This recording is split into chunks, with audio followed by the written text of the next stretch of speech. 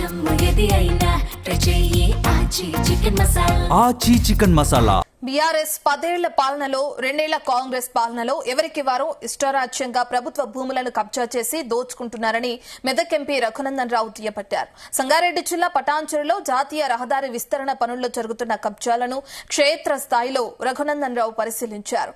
Survey number 428లో 2 ఎకరాల 18 కుండల స్థలాన్ని కబ్జా చేసేందుకు ప్రయత్నం జరుగుతుందన్నారు. జాతీయ రహదారుల విస్తరణ కేవలం కేంద్ర ప్రభుత్వ ప్రజా సంక్షేమం కోసం చేస్తుందని తెలిపారు. ఇక కబ్జాదారులకు విస్తరణ అభివృద్ది పనులకు సంబంధం లేదని స్పష్టం చేశారు. ప్రభుత్వ జిల్లా పరిషత్ ఉన్నత పాఠశాల తరగతి గదులను రాత్రికి రాత్రి కూలగొట్టడం బాధాకరమన్నారు. పాఠశాల కూల్చివేతపై అధికారులు సీరియస్ గా చర్యలు తీసుకోవాలని డిమాండ్ చేశారు. టీఆర్ఎస్ 10 సంవత్సరాల పాలనలో జరిగినటువంటి భూములు కబ్జాలు ఒక ఎత్తు అయితే, కాంగ్రెస్ పార్టీ అధికారంలోకి వచ్చిన తర్వాత విచ్చలవిడిగా ఎవడికి నచ్చిన రీతిలో వాళ్ళు ప్రభుత్వ భూముల్ని, అసైన్మెంట్ భూముల్ని, పాఠశాలల భూముల్ని, భారతదేశంలో ఉన్న చట్టాలు ఏవి పటాన్చెరు శాసనసభ నియోజకవర్గంలో సంబంధం లేని రీతిలో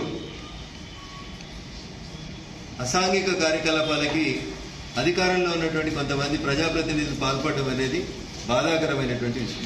ఈడున్న మీడియా మిత్రులతో సహా పటాన్చెరులో ఉన్న పౌర సమాజంలో అందరికీ తెలుసు, ముందున్నటువంటి డబ్బాలకి వెనుకాల ఉన్నటువంటి స్కూల్ కాంపౌండ్ వాళ్ళకి మధ్యన సుమారు 10 ఫీట్ల గ్యాప్ కనబడతా ఉంది.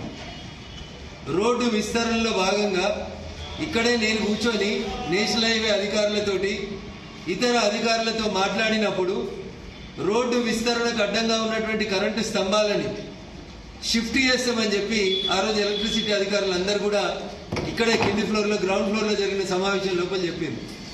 దాంట్లో భాగంగా జాతీయ రహదారి విస్తరణలో భాగంగా రోడ్డు మధ్యలో ఉన్నటువంటి లేదా రోడ్డు బౌండరీలో ఉన్నటువంటి కరెంటు స్తంభాలని తీసి స్కూల్ కాంపౌండ్ వాళ్ళు బయటనే వేసారు, కొత్తగా వేసి.